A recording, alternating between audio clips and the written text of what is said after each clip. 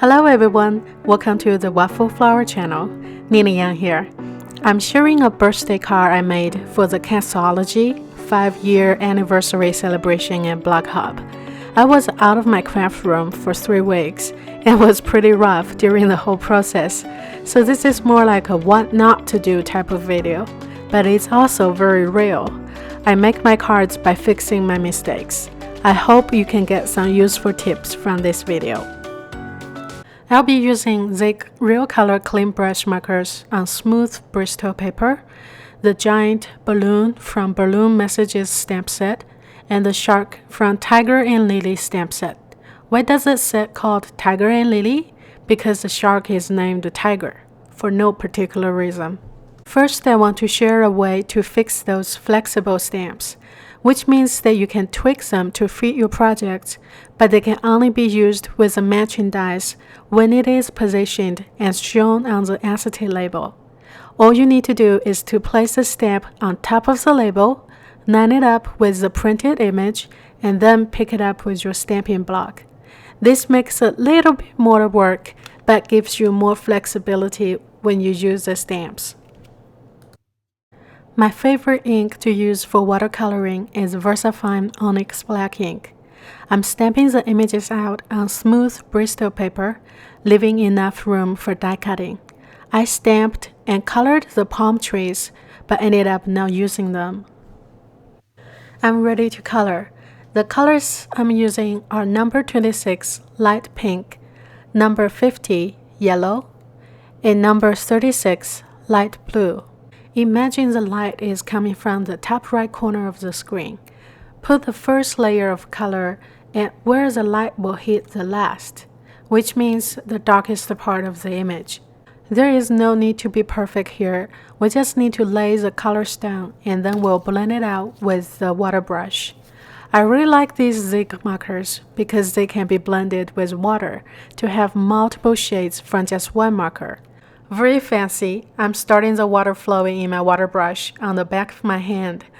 It's amazing how you can get multiple shades from just one marker with just water. I will keep going back to add more color to the image until I achieve the color intensity I like. When it's time to change colors, just wipe off the excess from your water brush on a piece of paper towel and you're all good to go. The only trick is that you have to use surfaces like the smooth Bristol paper. I think there is some kind of coating there to help keep the ink on top of the paper long enough so that you have plenty of time to lift the colors and push them around for shading. It's the same thing for bigger images. Pretending the light is coming from the top right-hand corner, lay down your first layer of color along the edges of the darkest part of the balloon.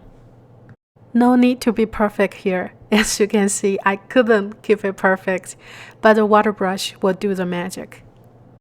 I will fast forward the next part of the video so you can see what's happening.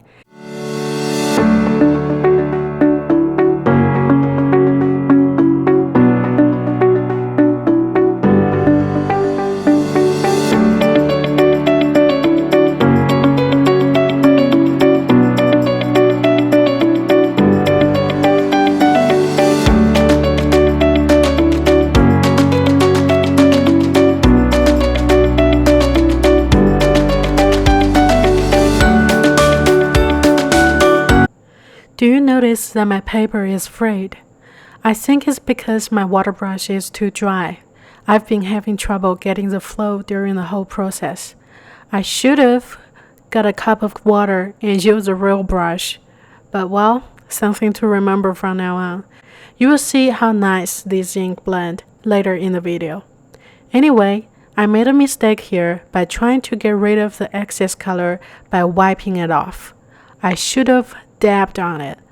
I ended up with a noticeable frayed area on the balloon. The correct way to fix the frayed paper is to brush off the little bits after the ink dries. I'm using ZIG marker number 97, pale gray, for the shark. I like to start with light colors like this because I can always go back and lay more colors down if needed. Just remember to wait for the first layer to dry before adding another layer. I'm leaving the shark's belly white for more depth. There are basically two ways to lay your watercolors down, wet on wet or wet on dry.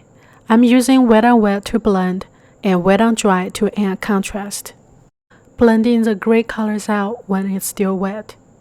The color I chose for the inside of the shark's mouth is number 28, pale pink.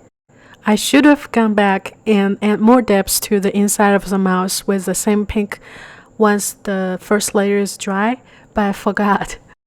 I went back with the light pink color we used on the balloon for the blush on the shark's cheek.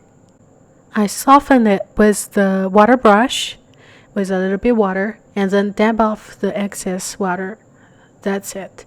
So now I'm finally doing something right here. Alright, move on to the palm trees. I didn't use them in the finished card, but I keep this part in this video because I want to demonstrate a very important thing to remember when you watercolor. That is, always start with a clean brush to blend. As you can see here, that I wasn't cleaning my brush when I was moving from leaf to leaf and the colors all ran together. I lost all the gradation. I was able to go back and fix it once the colors dry, but I could have avoided if I start with a clean brush.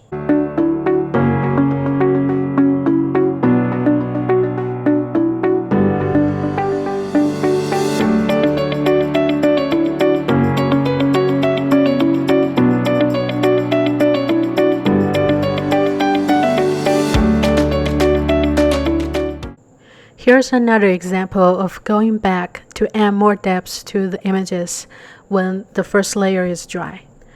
And I have removed all the frayed paper from the balloons. I will cut out the images with the matching dies and be back with how I finished the card. Here's another mistake I made. I overlapped the images on the Deca machine to save me a few rounds, and part of the knot on the pink balloon was cut out. No big deal. We will just need to put the pink balloon in the back, right? The card I'm making is the A7 card. This is the biggest scalloped layer in our Lacy Layers A7 die. I'm using it as a guide to plan my layout. This is when I decide I do not want the palm tree to take away the attention on the balloons. I could have used a blue paper for my background, as I usually do, but I decided to stretch myself a little to make a watercolored background. The marker number is number 31. Using a cup of clean water and a flat brush, I'm going to put on a wash of color for the background. This is fairly easy since I don't need a perfect wash. Most of the background will be colored by the images I colored earlier, and the unevenness looks like ripples. So my brush looks a little dry. I don't know why. This is my first time using this marker, but it looks really dry on it. Anyway, and this is when I made another mistake. I should have taped this smooth Bristol paper down on the board. My paper ended up being warped a little, and but I was able to fix it with foam tape. So no big deal. Here's another mistake I made. See the spot there? It was a spot where I touched before I laid down the colors. The oil on my fingers has made the spot waterproof. Oh well, this is to demonstrate why we should handle watercolor paper carefully. So all I need to do right now is to adhere all the elements down as I planned, and then I realized I made another mistake. I forgot to stamp the sentiment before I adhere the panel down with foam tape. No big deal. This just will make stamping the sentiment a little bit harder, but I was able to fix it with a black marker. This is why we should stamp all of our sentiments in black. Okay, so I adhere the balloons together with foam tape. I left the strings loose in this moment because I want to adhere the shark down first so I can plan where I want the strings to go. I want it to come out like the shark is holding the strings. Remember the frayed area on the yellow balloon that was bothering me? It's still bothering me. So I just remembered the little bird from Stay Cool stamp set just perfect to be sitting on the spot and looks like I planned this layout in the very first place. I left the bird uncolored, white with a little blush, because I want the focus on this card to be the shark holding the balloons.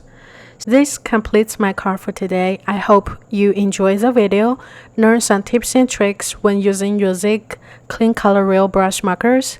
Don't make some mistakes I've made, and thank you for joining me today. Don't forget to check out some other awesome video tutorials we have, and subscribe to our channel if you haven't. Have a wonderful day. Thank you. Bye-bye.